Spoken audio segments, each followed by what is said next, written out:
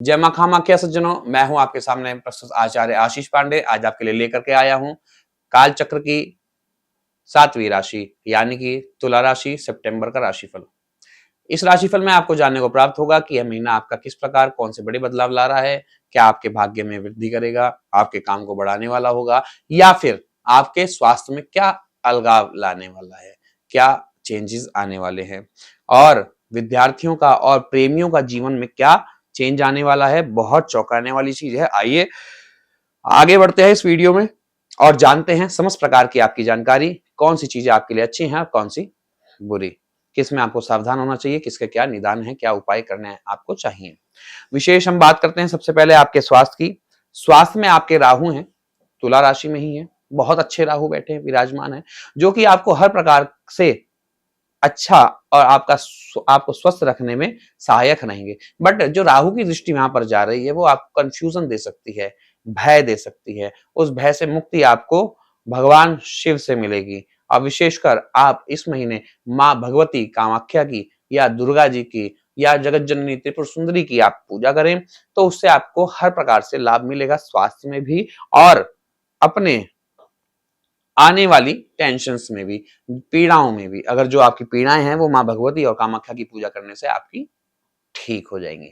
उसके बाद हम बात करते हैं आपके धन की स्थिति। धन की स्थिति बहुत सुंदर है, इस बार सेविंग्स आपकी अच्छी होगी, परिवार में मेलजोल बढ़ेगा, संबंध अच्छे होंगे और नई नई खुशियां बढ़ेंगी।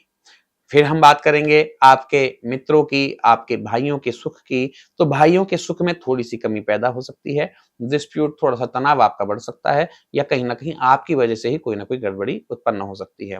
विशेषकर फिर उसके बाद हम बात करेंगे आपके लग्जरी एसेट्स की, आपके सुख सुविधाओं की, माता के स्वास्थ्य की। माता का स्वास्थ्य अच्छा रहेगा, लग्जरी एसेट्स आप बना सकते हैं। कोई नई चीजों को यानी कि लग्जरी एसेट्स, जो भी आप मकान, दुकान, फ्लैट, अपने नए सपनों को जो पूरा करना चाहते हैं उनको आप इजीली पूरा कर सकते हैं। यह महीना इस चीज के लिए बहुत अच्छा है। फिर उसके बाद हम बात करते हैं विद्यार्थियों की। विद्यार्थियों का जो जीवन है भैया इस समय बहुत कष्ट में रहेगा, कंफ्यूजन में रहेगा। और जो बच्चे इंजीनियरिंग की पढ़ाई करना चाहते हैं, गुप्त विद्याएं, रिसर्चिंग, डॉक्टरी, ज्योतिष, जो लोग इस चीज की जो पढ़ाई करना चाहते हैं उनको नए आयाम, नए सक्सेस बहुत अच्छी तरीके से मिलेगी और उनके काम शुभ होंगे। बाकी फोकस में आपका समय थोड़ा सा कम लगेगा, फोकस को रखिए और अच्छे कर्म आपको, अच्छे रिजल्ट्स आपको प्राप्त हो सकते हैं। विद्यार्थियों का जीवन कुल मिलाकर मैं 88% अच्छा ही बोलूंगा। ठीक है। उसके बाद हम बात करते हैं रिलेशनशिप्स यानी कि लव बर्ड्स के लिए। लव बर्ड्स का जीवन बहुत ठीक है, कहीं ना कहीं ईगो से संबंधित आपको समस्या हो सकती है, अन्यथा जीवन आपका बहुत अच्छा रहेगा, आपका साथ हमेशा बना रहेगा। अगर कोई समस्या आ सकती है तो आप हमसे पर्सनली पूछ सकते हैं। फिर उसके बाद हम बात करेंगे आपके रिपु की, आपके दुखों की और विशेषकर जॉब वालों की। तो जॉब वालों के लिए मैं बात करता हूं, जॉब वालों को धीरे धीरे उन्नति इस महीने प्राप्त होगी। अच्छा महीना चल रहा है, विशेषकर बहुत अच्छे योग चल रहे हैं, किसी प्रकार का कोई दुख नहीं रहेगा, कोई दुख नहीं सता सकता। पर हाँ, इस महीने आपके शत्रु भी बन सकते हैं। आपकी ऊंचाइयों को देखकर या आपके कर्मों को देखकर किसी को जेलस हो सकती है, जिससे कि आपके शत्रु अपने आप पनप सकते हैं। फिर हम उसके बाद बात करते हैं आपके दाम्पत्य सुख की, जो कि मेष राशि में शुक्र की दृष्टि है, जो कि आपको बहुत अच्छे रिजल्ट्स प्रदान करने में सहायक हैं। विशेषकर 18 तारीख तक आपको बहुत अच्छे रिजल्ट्स मिलेंगे। उसके बाद अगर कोई ऐसी परेशानी आती है या कोई आपके संबंधों में दिक्कत आती है तो माँ भगवती के चरणों में साष्टांग प्रणाम करके क्षमा जरूर मांगे और उनसे प्रार्थना करें और इत्र का दान करें, इत्र भगवती को चढ़ाएं तो विशेषकर आपकी जल्द से जल्द इस समस्या का निदान हो जाएगा। बात करूंगा पार्टनरशिप, बिजनेस पार्टनरशिप वालों की। तो बिजनेस पार्टनरशिप वाले ध्यान रहे कि उनका काम अच्छा चलने वाला है, पर किसी भी प्रकार की तुच्छ हरकतें, छोटा लालच या लालच के चक्कर में अपने काम को बिगाड़ना, सिर्फ अपना उल्लू सीधा करने वाली हरकतों को छोड़कर अगर आप अपने काम पे ध्यान देंगे तो नई ऊंचाइयां और बढ़िया ऊंचाइयां आपको प्राप्त हो पाएंगी। क्योंकि केंद्र का मालिक ही केंद्र में ही विराजमान होकर और अच्छी राशि में विराजमान होकर, भले वो नीच की है पर गुरु के साथ विराजमान है, उच्च का गुरु है, यानी कि मित्र अपनी पावर में है, जब मैं मित्र मेरे साथ बलवान है तो यानी कि बहुत अच्छा मेरा सामंजस्य और स्थापन हो सकता है। तो आप अपने बिजनेस को आगे लेकर जा सकते हैं ऑनेस्टी के साथ। इस चीज को फॉलो करें, अपना बिजनेस आगे बढ़ाएं। उसके बाद हम बात करते हैं आपकी समस्याओं की। शनि वहां पर दृष्टि दे रहे हैं, जो भी कर्जा है, जो भी कष्ट है, वो सारे कट जाएंगे। शनि इस चीज के लिए आपको अच्छे रिजल्ट्स देने वाले हैं। फिर उसके बाद हम बात करते हैं आपके भाग्य की। भाग्य में राहु की दृष्टि है, मंगल की युति है, और युति ये मंगल की अच्छी नहीं है, पर राहु की जो दृष्टि है वो आपको अड़चन भी देगी और उठाएगी भी। बाहर के लोगों से सावधान रहें और आप आगे बढ़ते रहें। और अगर कोई दिक्कत आती है, अगर आपको ऐसा लगता है कि मैं मेहनत ज्यादा कर रहा हूँ, परिश्रम नहीं मिल रहा है, मेरे किए हुए कर्मों का फल ही ऐसा है कि हम क्या करें, कुछ भी कर लें, कुछ हो ही नहीं पाता है, तो इस गलतफहमी से बाहर आएं और भगवान गणेश जी को दूर्वा चढ़ाएं और दूर्वा से सहस्त्रार्चन करें या अष्टोत्तर पूजन करें। उनको 108 बार दूर्वा उनके नामों से चढ़ाएं, किसी पंडित जी द्वारा अपना पूजन करवाएं। इस चीज को आपको बहुत जल्दी लाभ प्राप्त होगा।